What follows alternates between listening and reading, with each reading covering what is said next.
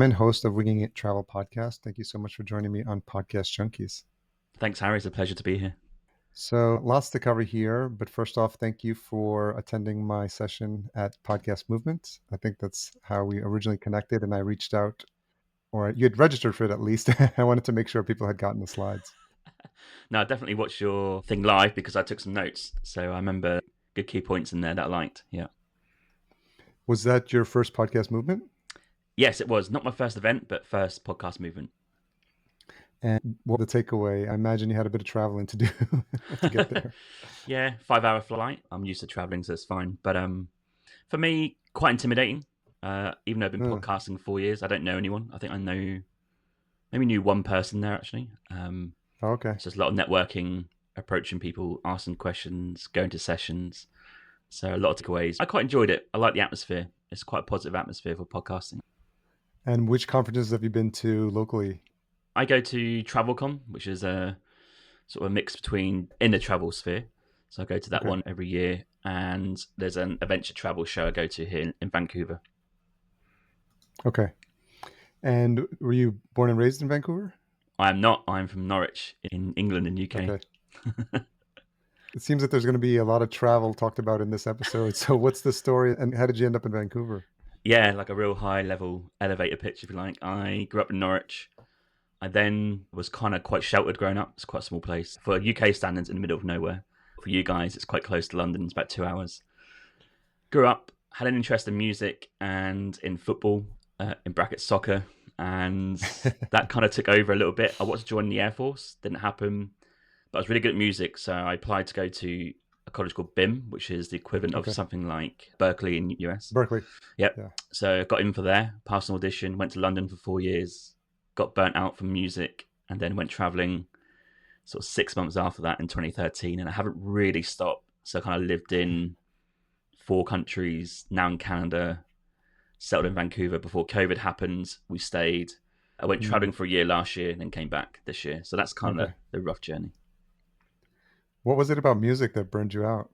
The industry is real tough. Mm. If you're ever exposed to that, I think you're going to have to realize that just being great at your instrument is great, but it's not enough. You need to do all the other stuff, which is like networking, not being an idiot is quite an interesting part of it as well, but also get lucky. You're going to need to work with the right Yeah. producers, the right writers, the right gigs at the right time. So there's a lot of stuff that happen. You really have to commit. Like my friends are still doing it Yeah. 10, 15 years later, and they're doing well, but when you think at the start you're going to be like a rock star or whatever, it doesn't quite work out that way.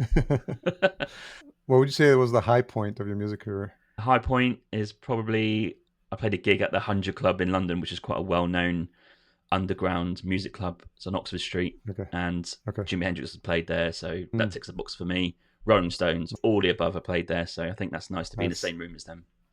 Yeah. And so, when did podcasting come on your radar? Not until COVID. So I had a Really? decade of traveling, actually. Yeah, so I kind Okay. of went about the world, didn't really document my stories apart from Facebook maybe, and then COVID happened and we couldn't travel. So I was like, oh, what can you do? Well, you can talk about it. Hence the podcast got started. Where were you looking to for inspiration at that time? Were you listening to any, or did you just jump in with both feet? I'd be keen to get your thoughts on this, but at the time, even though this is only 4 years ago, 4 years ago I started, podcasts were a thing and they were quite popular, but compared to now, they're super popular now. Like everyone's got a podcast, Yeah. right? But even back in 4 years ago, I don't think everyone had a podcast, right? I think Yeah. some people did, and I listened to a few podcasts on YouTube. That's where I kind of watch and listen to most of my podcasts. But I've done no research. I just kind of thought, oh, do you know what? My mum says I wing it all the time with my life. That'll be the name of the podcast. I'll get a microphone. I've got a work laptop, and let's just see what happens with that.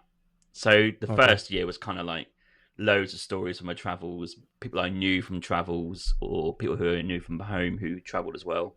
They all came on. So basically, my friends came on, and that's kind of how Yeah. it started. Yeah. And then, did you sort of cut your teeth on that first year? Did you have an idea of what the format was, or were you just trying different formats, guests, solos, and just kind of for that first year to see what worked? Yeah, first year was a mix. So Yeah. I did 20 minute solo episodes, which would be probably a story or a country, and throw in some tips in there as well about what to do when you travel there, and mix it up with 1 to 2 hour chats with my friends. So I guess I Mm. was kind of flicking between the long format and the short format to see what worked. But I think both worked to different audiences. So that's why I still do that now. But yeah, first year really was, I don't want to keep saying like winging it. It really was like I was just, had a good start and then it really dipped in the summer. So I started in Yeah. February, dipped in the summer. I was like, oh, no one's really listening anymore. And my heart wasn't really in it either. And I was almost going to quit. But something changed. I just kind of kept it going, got maybe a guest I didn't expect to get that kind of kick started Mm. something else. And then the numbers went up, ended that year to more than when I started. So I thought, oh, okay, so maybe there is a jump that's going to help me, but also increase the numbers of listeners. And as you started to think about who you'd want to have on a show and you started to branch out beyond your friend circle, I imagine you were looking at other travel podcasters or people who are like well known in the space. Yeah. So well known in space, travel writers and journalists as well. So had a Okay. few come on early doors, which is really great. Still in contact now, which is good. Yeah, I think I just kind of thought I'll pitch to some people. Never done that before, so I kind of Yeah. researched how to pitch to a guest via email. So I Yeah. put a few days out. Some guys were releasing books. I got some free books quite early doors in exchange for the podcast interview, so I quite enjoyed that. And yeah, then slowly but surely, some people would ask to come on my podcast who I didn't know. Other Mm. travel podcasters as well in the same space. It's quite a collaborative, small community. Yeah. Yeah, that kind of was the second year, I think. And so bring us to present day. Obviously, if you're attending a podcast conference, I imagine it's because you're looking to either take your show to the next level or, see what else you can do to improve the quality or the content. So I'm curious about your thought process as you're looking through possible conferences and you see podcast movement and kind of thinking about if it's worth the effort. Yeah, I think I have three stages to my podcast. We talked about the first one. The second Yeah. stage is because I knew I was going to quit my job and go traveling again. So I was like, okay, so Mm. I'll do the first year. I'll get my feet under the table. Let's try and get some guests on that are fairly known in the travel space. Mm. But I knew in 2023, roughly, that I was going to be away. That portion was, can I podcast while I was traveling? Can I meet people traveling? Can I interview on the road? Can I also Mm. talk about my experiences in real time? 1 or 2 weeks. That was the phase last year, and that was a really interesting year with a lot of lessons learned. A great year Yeah. for travel, not so great on the business side. I was losing money, Okay. Yeah. but some great content for travel. So this year, I was like, right, I need to really focus on better audio quality. So microphones Hmm. have been upgraded, equipment's been upgraded, and I also need to learn the craft of editing well. Chuck in their video. I started YouTube as well earlier this year. Not the podcast, but something else. So I thought upskill, and then let's go to some events and see what other people are saying, like yourself, where I could learn a lot of tips and tricks and other things to implement. So I think podcast movement was more business minded, but also skill minded about where can I improve next. And as we speak today, it's not officially confirmed, but I'm joining a podcast network here in Vancouver. Okay. Probably by the time this comes out, which is really exciting. I haven't signed anything yet, but it's been verbally agreed, and I'm really excited for that next step. So that's going to be the next part of the journey for the podcast. Talk a little bit about the podcast network. Is that just a group of local podcasters? Okay, so it's called Voyascape, so VOYA Scape. And David is the guy who owns it. He is a travel podcast himself. He does a podcast called Travel in 10. It's a very short 10-minute podcast about travel. Mm. But he started in 2006, so he's an OG. And every time he releases an episode, right, he goes number one in Canada because he's been going for years, right? So well known in the podcast space, in the travel podcast space. And he's just set up Canada's first digital travel media podcast network based here in Vancouver. Okay. And he approached me to ask if I'd be interested in joining them. So we had a chat. He came on my podcast as well. So we talked travel, had a coffee, been in discussions. And I think his vision and the way he sees independent podcasts is the way I see it. So I think there's a good relationship there. So I thought, why not? Let's join him. And so, what is the scene in Vancouver? Are there meetups? I have a few meetups that I go to, not very much. Yeah. There's a few branded podcast agencies here. Jar Audio, I think, what's her name? She was at Podcast Movement. I saw one of her chats. I can't remember her name. She's one of the chief operating officers there. So she was at Podcast Movement. I can't remember her name. Apologies about that. And then they've got a few other ones, like Everything Podcast are based out of Vancouver. And yeah, Pacific Content is also based here in Vancouver. So there's a few things. But yeah, but my audience is mainly US, so it's quite an interesting dynamic. And so, for podcasters that are not as familiar with the travel niche, I imagine there's a lot of shows or a lot of podcasts about travel, and people probably pick different regions. Are there subgenres within travel that people just stick on one continent, or they cover like maybe just the food aspect of it? Or, I've talked to a couple, but it's been a while. And so I'm wondering what the latest is in the travel podcast scene. That's a great question. And I think there's different answers, right? So I'm going to say off the bat, there's different countries that have different travel podcasts. So I'm based in Yeah. Canada, but my two biggest audience are US and UK because I'm from the UK. So I have those two, Yeah. which are very different audiences. But in terms of travel podcasts, most are short format. Mm. So even interviewing is probably 30 to 40 minutes. I'm beyond an hour. I'm an hour to 2 hours. So there isn't many of us doing the long format travel podcasts in conversation and stuff. I also do audio immersive episodes, which Okay. is a very niche one within travel. I think there's only a few who do that, like Travel Gold, Armchair Explorer. They increase the sense that you're there. So you've got sounds and Mm. intermittent talking and very efficient information through the mic. So I delve into that world as well for my short form content. But yeah, I think mainly it's long format and short format, but also American podcasters probably are targeting American audiences. That's probably quite a different type of podcast to me, who I could maybe talk about Southeast Asia and backpacking, which is very much a lot of Europeans do that, and a lot of people in Australia and New Yeah. Zealand do that sort of stuff, right? So yeah, bit of a mix, but not many long format travel podcasters. So I'm in a small field there. How would you differentiate the difference between a UK travel podcast and a US travel podcast? I think the UK travel podcast scene is very much based on Europe, Yeah. and it's very much based on where the Europeans mostly go. Now, Europeans do go to North America, and it does happen, but you've got to bear in mind that Europe to North America is not a bigger need for that conversation, because if I go from England to USA, I mean, it's the same. We speak the same language. Things are Yeah. fairly the same, right? But most UK people, for example, they go to Thailand. So Thailand and Spain are their two number one destinations.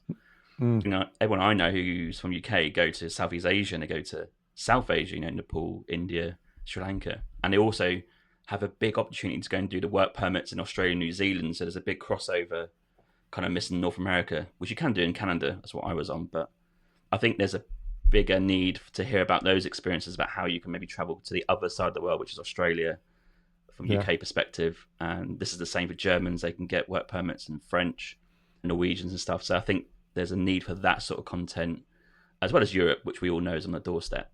Whereas I think, as David was telling me earlier, who's in charge of that network I'm joining, he's a Canadian podcaster, and European podcasts or travel agencies are not really interested that much in a Canadian podcast. So they think, well, it's just over there. Yeah. Like, it's not the market for them. But I think he could convince them that it is, but there's a big difference there, I think. Yeah. Yeah.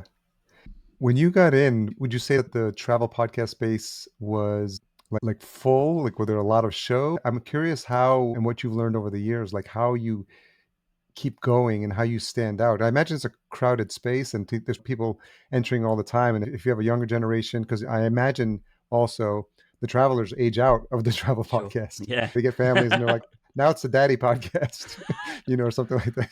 So I'm curious how you think about like where you see it, like from a 20,000 foot view. Yeah, I thought there was too many podcasts at the start when I joined. I do believe everyone's got a different voice, and what I mean Yeah, by yeah, that is that's a bit of a cliche, but in a travel perspective, if you went to Thailand tomorrow and I went to Thailand tomorrow for the same amount of time, even in the same places, we're gonna have different story because things happen to you that's different to me. So I think there's enough yeah, niche content for any travel podcaster to tell you that it's different to someone else. It's like no one's got the hmm, same journey as me to the same country, and that's the same for anyone. yeah, So I think there is yeah, space for that.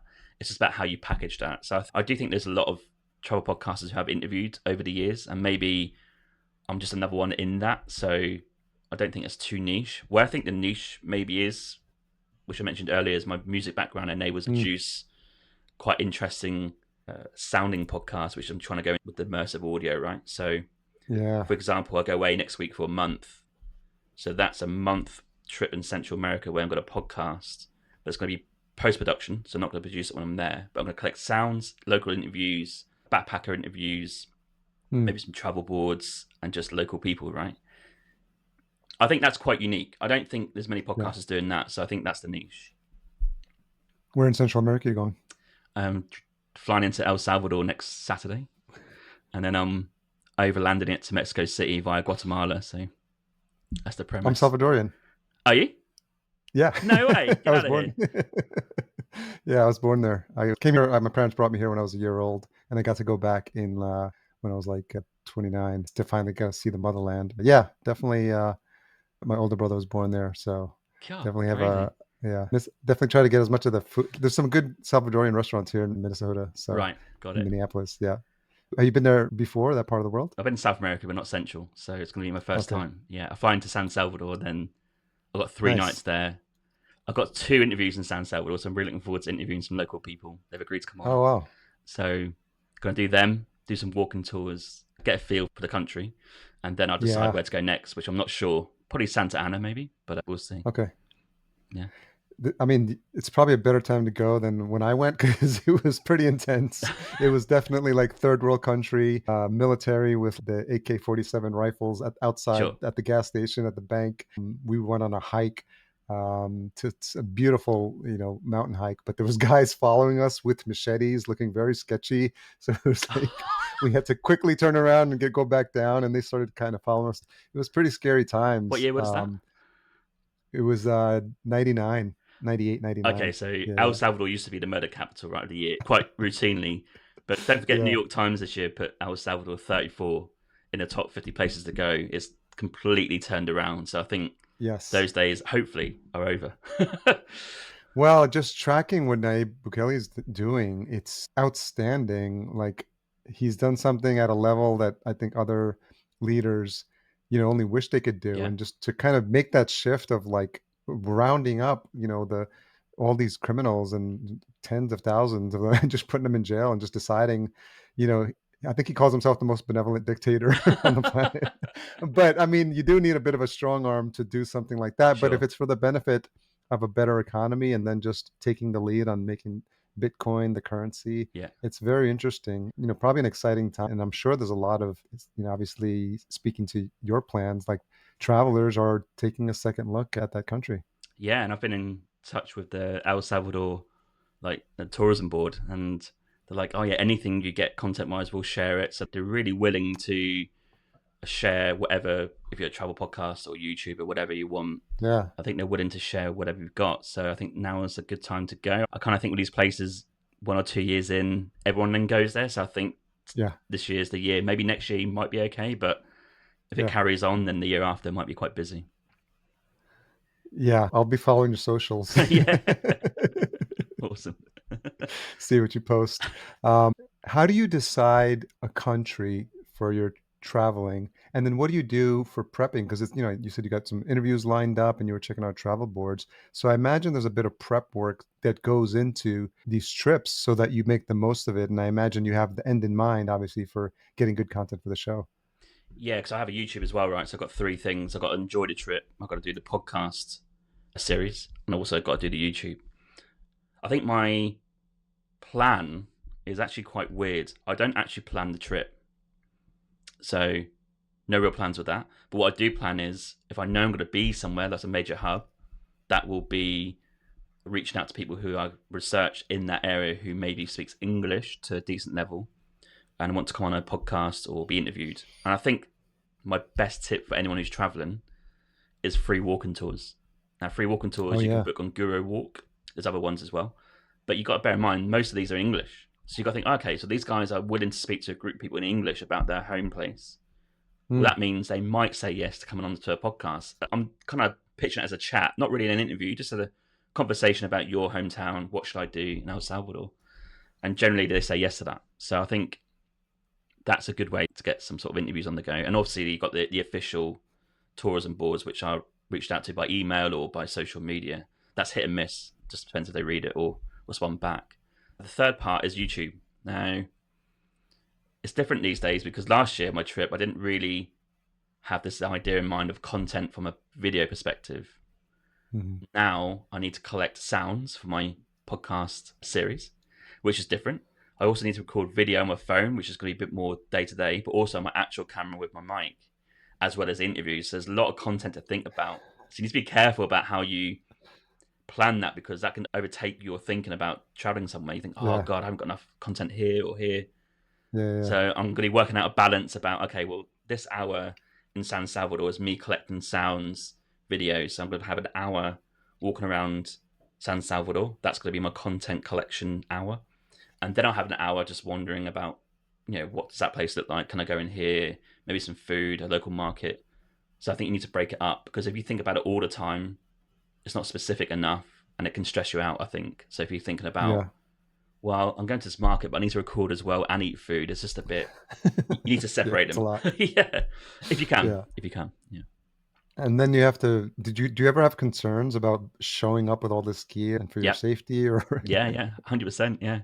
That's Yeah. something that never goes away, right? So I've got travel Yeah. insurance, and Okay. you got, don't wear watches and don't show too Yeah. much, maybe. Yeah. It's a concern, but just got to hope for the best, right? And be sensible, I guess. What's your current kit look like for all this recording? Yeah, so I'll take a Zoom H6. That's my Okay. interface. And I've got two lapel lavalier mics that go into there, SLR. They're for interviews mainly. But if I do Yeah. any sort of speaking into the mic, I'll use that. So an XLR cable goes with them as well, just in case. And then I have a Rode video mic on top of my Sony ZV-1 camera. Okay. That's generally also there just to collect sounds, but also, if you put it on a rock and I'm walking past, that's sort of B-roll content, right? So that's there Yeah. for that.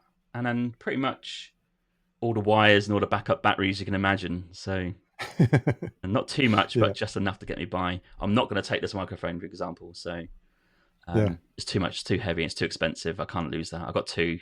So I could even take one, but I still can't do it. So I think I'll just take the little lavalier mics and hope for the best.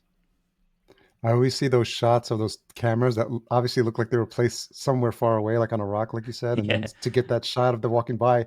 And my first thought is like, man, you got to hope someone just doesn't walk off with the camera. Yeah, that's absolutely right. Yeah.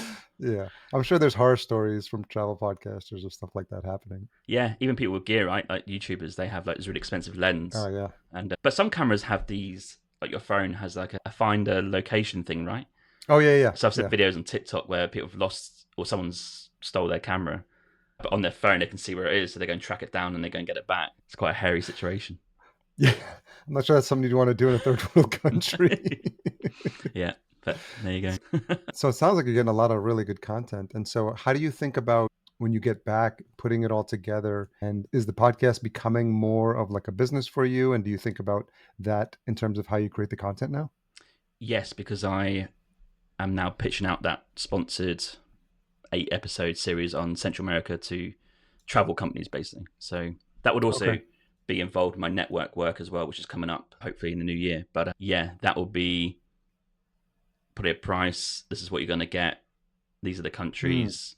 So that's the way I'd approach that series. I think I wouldn't do my podcast any other way now. I think I've got enough episodes in the bank and enough numbers to justify that. I can imagine if you're early doors in your journey, it's quite hard to even consider pitching out to a podcast agency or a travel brand saying, hey, look, sponsor my podcast. And you're not got yeah. too many figures, or you probably can't showcase enough content. So I think 4 years down the line, I think I've done over 250 episodes now. I think I've got enough to share and give people an idea of what's coming up. So, yeah, definitely business wise, it's going to be sponsored content for those trips. And obviously, in day to day interviews, I get approached to maybe someone to sponsor an episode on a guest appearance. That happens as well. So I think there's two kinds. I think all the trips are packaged podcast series, right? So that can be Mm, packaged to travel brands to potentially sponsor, and then have the day to day generic weekly podcast, which is normally a guest. And when I'm not traveling, that is just there for anyone who knows. I probably post one a week for pretty much every week of the year. So I think you could probably guess that James has got one coming out in mid-December. True, yeah, I've got some already recorded for mid-December, right? So I yeah. think I try and let people know that as well. So are those the main revenue streams or are there other that you have now for the show? I have like affiliate links for Okay. travel stuff, doesn't bring that much in, but main income is definitely sponsored content for sure. Yeah. And so how far out do you have to plan a trip? That's a great question. That all depends. how someone approaches me. If someone says to me they want a series on a location, I guess they'd give me some dates, right? So that could Yeah. be planned well in advance. But if it's my own trip, I had this planned since March, so I knew Mm. what was coming up. Not the details, but I knew the countries. So Yeah. I was kind of chipping away at letting people know I've got a trip coming up in November. So, and then I started Yeah. packaging it and put it in a media kit to potential sponsors probably 2 months ago. Okay. So yeah, we'll see where it goes. Probably in January, February when I finish producing the series, and probably can send out a little trailer and let's see if someone wants to sponsor that 8 episode series. Sounds like you have all the pieces in place to start offering a course for new travel podcasters. Maybe, yeah, maybe you're right. Yeah. When you start figuring out that what you're doing, you take it for, probably it's coming second nature to you, especially on the production side because you have the music background. But in all this thing that you're doing, I always think about this because I own a podcast production agency now, and it's because that first year I did everything Sure. on my own, and then I started joining these high-end business masterminds, and I realized like these business people like do not want to do that. So it's interesting. Some people just want to be the personality and they just want to be the travel Of podcaster and course. just get the content. And so I think obviously if you can shorten the learning curve for them and, give them the gear list, give them like, this is how you prep for a trip, trip prep list and stuff like that. It seems like that could be a good opportunity so they can hit the ground running. Yeah, I don't have a course. That's a great idea. Yeah, or even a guide. So Oh I yeah, was yeah, at TravelCon and a few people said, "Oh, do you have like just a startup guide for travel podcasters?" I yeah, was yeah, like, "I yeah. don't." They're like, "Well, if you did, I'd buy it right now." I'm like, "Oh, okay." It's So good I'm to still working on it's that. good to know. Yeah. That's good to Yeah. know. How have you grown as a podcast host since starting the show? In terms of personality wise. Yeah, so if you think about Mm. yourself, like, every podcaster, like when they record that first episode and they go back and listen to it, they're like cringing. Yeah, I can't do that. But I always tell my clients and students, like, your 10th is going to sound better than your first, your 50th is going to sound better Sure. than your 10th, your 100th better than your 50th. I think I might have even said that during my talk as well. Yeah. So when you look back, now knowing what you know, and how do you think, like, you can see where you've made improvements? Yeah, I think I've made huge improvements, not only in terms of the content, because now it's a bit more thought out and Yeah, it's not just my friends coming on, which is great. Don't get me wrong, the vibe on a friend's podcast episode is great. It's very yeah, different to someone I don't know. yeah, But the sound quality is much better now. So I've improved the editing process. I now utilize yeah, AI. It's a big part of my process now. And yeah, also have better equipment. So I think probably post trip actually. So this year, 2024, is what I would say is the best year for more efficient content because I have lots of guests reaching out and I've said yes and no to certain guests with better equipment, and it's a better edited episode experience each week. So I think the package is better this year, but that goes in stages. I think I learned very early doors that I could probably converse with someone for an hour and it'd be quite fun. I don't think I've ever had hmm anyone want to finish early. yeah, So right.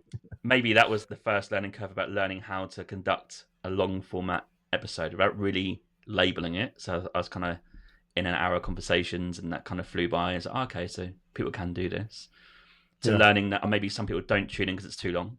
So, okay, let's do some yeah, solo episodes. And that's difficult because you're into this mic, maybe scripted, yeah. and you say all the things you don't want to say, like ands, ums, and buts, and so's. And so it's a very much more production heavy episode because you're Sure. taking yourself out of it a little bit. And it's not as much fun because you're in a room talking to Of yourself. course. Yeah. Yeah. The stories might be funny, but yeah, you're just kind of speaking into Yeah. the wall, aren't you? Yeah. So I learned that early doors. Okay, maybe I need to do both. So I implemented long and short format. And what I also learned is editing is huge and it's also long. So if I've got a 2 hour episode Yeah. to edit, Yeah. that's a Yeah. that's a journey. So I tried to limit this year to every other week being long format, short format, and that hasn't even changed the figures to get worse. I thought, long format interview with someone is why people listen. So I thought, okay, well, let's hmm take one out every 2 weeks, so 2 a month. Let's see if that changed the figures.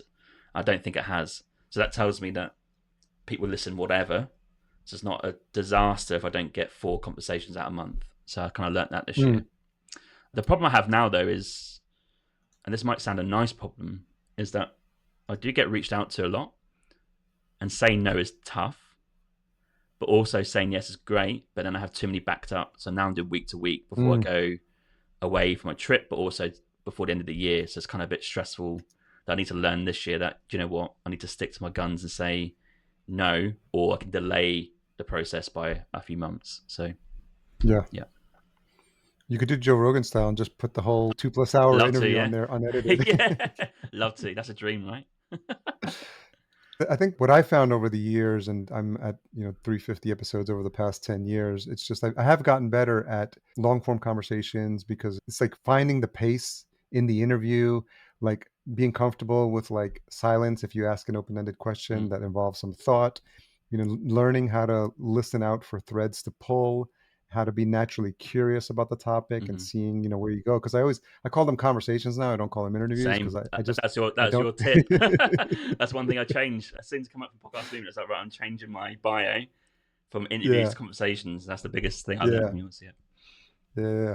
And I think it forces you to pay more attention because if you think, I always say, I've probably said it, you're hearing probably a lot of the things that you heard at the talk, but the idea that there's three people in the conversation, the host, Mm, the guest, and the listener, singular, right? And so they're just at the pub, like pulled up a stool, watching us have this, listening to us have this conversation. So I'm always conscious of it because even like, 10 years in, you still seem, you get forget or you get lost in the conversation because it's so good. And you have to remember like, there's someone watching and listening at this moment, and we appreciate them for doing that. So it's fun when, especially when you find a good conversation or someone who's just as good of a conversationalist, because then it feels like you could talk for hours. absolutely. How do you find interviewing or conversationing in person? Have you done that much before? Oh, for the Yeah. podcast, it's hard. I think because of I'm a little neurodivergent, so it's Okay. like there's some like ADHD in there. So I think the fact that it's just me in here and I'm just talking to you and you're on the screen and we're just really focused. I mean, you probably experienced this, if you had a couple of chats at Podcast Movement, like there's so much happening around Yeah. you. And even like mates that I've been friends with for years that I keep seeing because I've been going to Podcast Movement since 2014, and it's Wow. it's a high school reunion, and you're like, oh, you see them again, and you're like, and you see them once a year at this point, but then out of the corner of your eyes, you're talking to them, or over their shoulder, you see someone else, and you're just like, you have to make a decision, and it takes some work. And my partner reminds me of this all the time. It's better to go, deep with one person than to go shallow with many people. And I Mm, think over the years, I've tried to just like, hey, hopping back and forth. And I just realized it expends a lot of mental energy when you do that. So it gets a little harder. But when I'm talking to someone, even if someone I see that I'm like, oh, I better grab them because I may not see them. yeah. The good thing about having a podcast about podcasting is that I can pull them onto the show. So I've done that to a couple of my friends and I said, hey, just come on the show. We'll get an hour. You'll get, focused attention. Because I'm sure if we had tried this conversation in Podcast Movement, it probably wouldn't have gone well. Yeah. I mean, I didn't even sort of entertain that thought really. I think Yeah. because I do interviews on the road when I'm traveling, right? And David, who I mentioned earlier, he's based in Vancouver, so we rented out a free podcast studio at a library. So Vancouver has free podcast Oh, studios wow. and libraries, so you can rent an hour or two, and they have all the equipment that you need. But even when I was doing the interview, I was like, "Oh, are we close enough to the mic? We're sitting like beside each other. Should we be sitting opposite each other? The camera's there. Is it catching us? It's now tilted a little bit." I'm like, "Oh my god, it's a tech nightmare almost." Especially if you are, I have everything under control here in terms of the environment. The Sure. only thing that's a bit sketchy sometimes is the my Wi-Fi signal and how well the Squadcast is performing today. But I think overall, I always admire those shows that show the two hosts and they're just like really casual, sitting in these like nice Ah, chairs with their like SM7Bs yeah, and you're like, but you wonder what's happening and how much of a team they need and what sure. type of nice we're talking 3 or 4 camera angles as well because you see them cutting the camera and I'm sure you can relate to this too because you're like the tech involved Yeah. to do those shots and you're just like how many cameras do they have here? How, are they mic'd and where's the mics and I'll start to think about all that stuff. Yep, absolutely. I hear you. And I've done the Yap Media studio at Podcast Movement for an Oh yeah. interview. So a Yeah. friend who I met there actually called Lisette, she came on to talk about Cuba. And it's great to finally go in for once and not worry about tech. But then you start thinking about other things. You think, oh, am I sitting at the right angle? Is the mic close enough to me? Is Lisette close enough to Yeah. her mic? Are we looking at the camera occasionally? All these Yeah. things still cross your mind. So I don't know how to get away from Yeah. that. Yeah.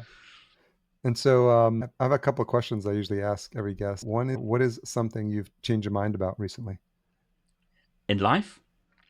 Yeah, pick a topic. Wow. Changed my mind about. Holy cow. Was not expecting that question. Let's go with change my mind about. Oh, this seems really small and a bit almost pointless, but it's related to the podcast. Yeah. I have changed my mind that I don't write blogs myself anymore. So I Mm. write a blog for every episode, Yeah. and I used to spend hours worrying about it and get behind. But now what I do, and Sure. I've decided this is happening from now on. I get the Yeah. transcript from the interview, upload it to Hmm. ChatGPT. So give me 3 subjects Yeah. here in depth, and an intro and a summary. I now plunk Hmm. that into my website. I add a few Jamesisms, if you like, just to make sure it seems like Sure. me, and that's it. Yeah. It takes 20 minutes. So I've decided from now on, I'm not the best writer. That's why I start a podcast. Sure. And it's a Yeah. waste of my time worrying about blogging because I'll never be good at it. So let's utilize AI. Yeah. Yeah, that's probably a big change. Yeah, I think it's everyone's trying to figure out their relationship with the robots and Yep. and I think one of the skills that's going to be more it's becoming more and more necessary is prompt engineering and learning how to what I call learning how to speak to the robots. Sure. And because we're seeing more and more tools that are allowing this. Every single tool you can think of, whether it's the new iPhone, Notion, Google Docs, like everyone's dropping an AI bot in there as well. So I think, obviously, same here. I mean, it's almost like ChatGPT has become my assistant. And, when I need a research question, when I need to, Yeah. I have a long form that has like 10 different questions and I've answered it before. I can just start feeding them the questions and it gives me the content in a way. It's like, okay, like at least it's getting me more than halfway there most of the time. So I think it's an interesting dynamic. And I feel like an older generation probably doesn't have the patience to deal with Sure. it. So they're just going to kind of ride it out and see how it goes. But I think we're seeing more and more that's becoming like a necessary skill to learn how to effectively use it. Because if you just cut and paste what's in there, there's now, detection software that can detect if it's AI stuff as well. So I think it's Mhm. an interesting time. I feel like it's just going to get stranger. What's your opinion on my scenario or my story there about using AI? Because here's my question, right? If I just copy and paste that in, I know it's AI writing it. I get it. But Yeah. it has come off a conversation that is not AI. So Yeah. it's using Yeah. transcript. Like we could use this transcript of this episode and write a blog about it. But Hmm. okay, I have written it, but they haven't actually written it just from Wikipedia. They had to use the transcript to write it. So the words they use in that Yeah. order, even if they quote someone, is different. So do you think that's okay? Yeah, I think so. Because like you said, the source content, it's not like it's generating it. You're not giving it a topic and saying, now generate a Sure. blog post from me. Yeah. It's got the stories, it's got the content from your guest or whatever your solo episode. So there is you inside the transcript. Yeah. So it's really just kind of like reorganizing the content in a way and telling the story of what was in there. I'm all for that because I think it's important. And we talk about this a lot with clients and students to just look for opportunities to repurpose their content Hmm. because you have such a rich source of material when it comes to your episode. And you really just have to think about creatively how you repackage and put it on a site for the SEO value. I think is really important. But you've got so much content.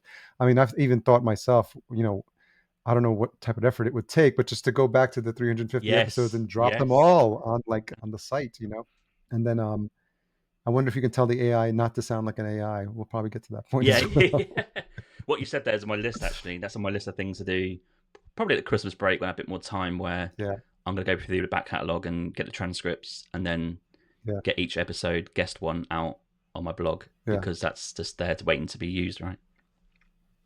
How have you found the experience with the immersion and just kind of the soundscape stuff? Because I'm always fascinated by it, and I actually only did it, I think, for maybe 1 or 2 episodes out of my entire, because I realized how much work it is, and I love them because I remember in the past I would hear some of these.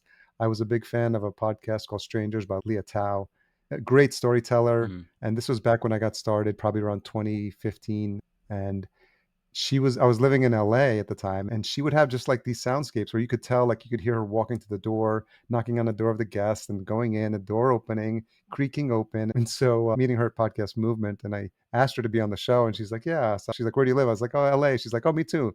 And it's like, where? I was like, I live in Silver Lake. She's like, that neighborhood. She's like, oh yeah, like I live next door, like Echo Park. And I was like, oh, she's like, you could just come to my house and record the episode. I was like, so nervous. I was like, so it got to the point where I think I had the Zoom with the 2 mics. And at some point, I think I gave her the gear or something because I was like, I'm not going to do this better than you. So I was like, would you mind, like, give me a hand here. But I recorded myself like walking on the gravel to her Okay, yeah, door and knocking, and it was yeah, cool. Like it's fun. I can relate. Definitely props to you for taking the effort to do that. It creates a different experience, especially when you start doing some of the panning. I don't know if you got it to that level, but what's your experience been like, and what's the feedback been? yeah. I do YouTube content, so I have a lot of video with just sounds that I can just use. So it doesn't Yeah, feel like a bit of a burden to get those sounds, but I do on purposely try and get the sounds that I need. That's probably just an iPhone voice note. I'm just like holding my phone up, whatever that is, and I use that as a lot of my sounds. But I also use some like Logic Pro loops because sometimes I might want a bird singing if I'm walking in the forest, but I don't have it. yeah, yeah, So I do occasionally chuck those in, but I also chuck in my own live vlogging. So it is a bit of a sense of a story and a journey about start and end point, yeah, and during like I might have a reaction to this part of the episode. But what I'm yeah. trying to do is reduce it to only 10, 15 minutes, which is really difficult Okay. because I want it to be efficient, but also enough for you to want to maybe travel to that place or do that hike or Yeah, whatever it is. But yeah, because of my music background, I find it okay. I don't find it too intimidating. The panning stuff, I do play around, but then I do worry about I could spend hours on it and days and weeks and nothing will ever get out. So I'm like, well, I've got to get this new one out by the time I go next week. So this weekend, yeah. I'll be really finishing that off, which is a road trip we done to Washington State a few weeks ago. Yeah, it's a lot of work, but I really enjoy it. So maybe that is an area I want to go into, and I'm keen to learn more about how I can make it better. I think people like it. I've had some good feedback on the first. I only done the first one a few weeks ago, well, a month ago. Okay. But I don't think I'll do anything else now. I think that is me for my Yeah. short form content. So Okay. yeah, I'm looking forward to getting especially the traveling one out there. Let's see how that goes. Yeah. Yeah, that'll be a lot of fun. And so, what's the future hold for you in the show? Like, where do you want to take it? If we're having this conversation Mm. 12 months from now and you look back, what are some things that you'd want to have ticked off? Cool. Yeah. Well, let's start with the Central America episodes. Yep. That series. I want to get that off the ground in the new year. Yeah. And then I'm going to join Voyescape Podcast Network. So let's see what Hmm. that brings. That there's opportunities there for collaborations, but also collaborations with brands and also destinations. So there could be I'd love to do a destination podcast next year. There's some talks about who's interested in joining that network to create one. So let's see where that could be. But that could be Yeah. South America or Caribbean. So I want to get one of Yeah. those specifically done. That's not me driving it, but maybe someone else asking me to do that. And just as many guests that I feel contribute more quality. I'm not saying everyone else is not quality, but what I mean by that is Yeah. I've covered so much ground now in travel that I can go really granular. Like Mm, Colombia is not enough now. Like let's talk about Medellin. Like does someone want to come on yeah. and talk about that city or Cartagena? Right? All these other Yeah. places. Let's go a bit more granular. So I think I'll be looking for more niche subjects with the guests next year, and not just a generic. I backpacked South America for 6 months. I love it. I've done it, but let's go a bit more niche and a bit more quality Yeah. for the listener. So I think I'm, in 12 months' time, hopefully have some real good content for you where I could tell you, here's 5 episodes about a specific subject that is really good Yeah. that you might want to hear. So yeah, maybe that's the aim. And of course, just continue to grow, continue to network, go to the podcast movement in Dallas. Got my ticket already, so I'll be there. Oh, good. Yep. Good, good, good. Um, Yeah. I'll see you there. yeah, so I'll be connecting with you again in person. But yeah, hopefully meet more people, learn more stuff. Yeah, that's what happens because you go the second time, you'll meet, a couple of people that you met the first Sure. time, and you'll connect with them, and then you'll start to grow, and Yeah. then it starts to become fun. What was your take on the podcasting community when you first were introduced to it? Because the feedback I usually hear from people as when they get started and they come from other sort of industries is like everyone's pretty helpful, and everyone wants to see you succeed, and they're a pretty friendly lot. Yeah, collaborative is the word I'd use. Yeah, I think we accept there's space for everyone. I think for that comes sure. back to the previous conversation about we all have a different journey.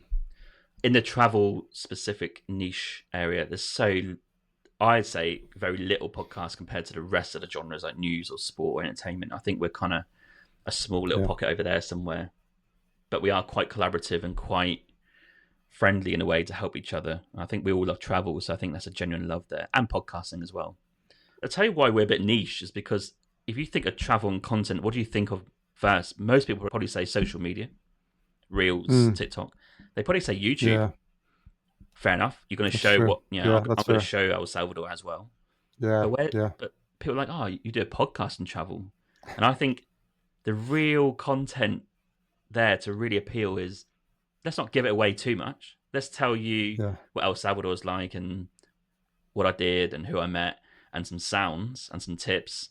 But I want the imagination to not be completely gone. I want you to think, oh, Yeah. what else did he see? Like, should I go there?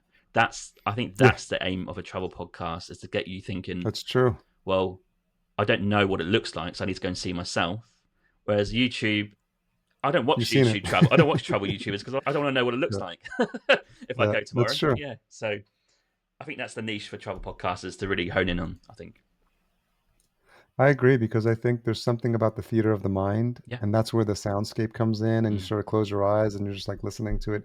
And also, there's a bit of voyeurism, and just this sense of adventure, like awaits. Yeah. Yeah. And so people who have like unfortunately, people who may never travel and Sure. may have a really like humdrum life, and then they sort of that as an escape, and they're like, and you get to take them on these trips, virtually through your podcast experience, which is helpful as well. Yeah. I think the YouTube market is for those people who probably can't travel, Yeah. or it's really out there. Like, it's going to require some planning. And I think those guys get a lot of viewers because, unfortunately, most people can't travel, right? It's just that Yeah. they're kind of living through them a little bit. But I think Yeah. podcasting, I think maybe most listeners can travel. So kind of there for Yeah. the tips, there for the ideas, and maybe Yeah. there for just not to be ruined by YouTube, right? They want to think about what it looks like and then go and see for Yeah. themselves. Yeah. Well, if you ever make it back to the UK, there's the podcast show in London too. There is, yeah, it's on my list. I don't Yeah. think I'll make it next year. It's normally Yeah. April, isn't it? I think so. Yeah. Yeah. That's on my list as well. I have a friend of mine that's involved with Sam Sethi, so I'm Okay. going to try to make that. I'd love Yeah. to go next year, but I've got TravelCon in March. I'm in the process of getting Okay. a Canadian passport, which confuses things as well. So, yeah, Mm. I don't think I can commit to going next year, but maybe definitely the year after, I think. Yeah. The second question that I usually ask guests is, what is the most misunderstood thing about you? Misunderstood. I think people might think, hence the name of the podcast, Winging It, do wing things and don't maybe Okay. work towards things, but actually, day to day, if you ask my partner, she's like, you are relentless. Like, because I've done a weekly podcast for 4 years. If you do the math That's on that, good. what's that, Yeah. 200 episodes? Well, I've done over Yeah. 260 now, so it's more than one a week. Yeah.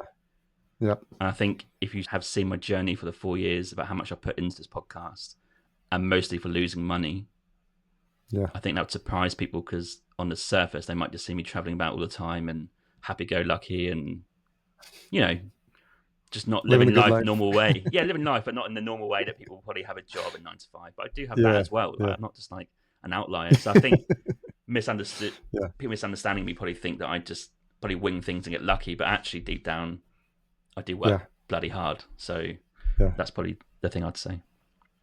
Well, you've made that perfectly clear, I think, during this conversation. And I think the results speak for themselves. I mean, you can't get, like you said, to your point, to 4 years and the hundreds of episodes without being consistent, learning from your mistakes, and sort of following the trends of what's working, what's not, being able to like try new things, getting out to conferences. So I think you're doing the right things. And I think, slow and steady wins the race. And obviously, it's not all glamorous, because people probably think a travel podcaster lives a glamorous life. But, I think over the years you've shown it takes a bit more work, and it's probably discouraging for some who just think it's going to be all fun.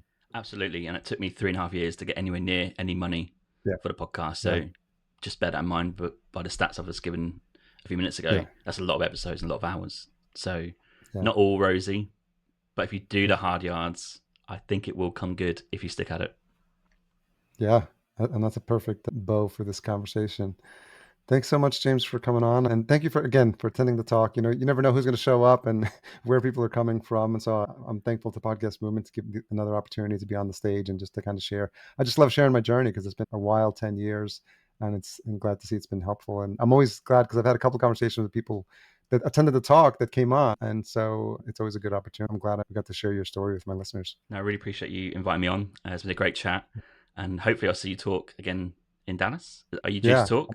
So I'll be submitting something. I got to get creative every time to see if they accept it. Amazing. So. I'm about to submit my first talking gig for TravelCon in March. So I'm going to submit that before I go away. Okay. So let's see if I can join you on the stage on an event, and we can share some tips or see how it goes. Great. Yeah.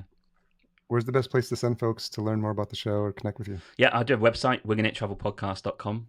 that has everything you Okay. need to know. The same handle for Instagram, TikTok, and YouTube.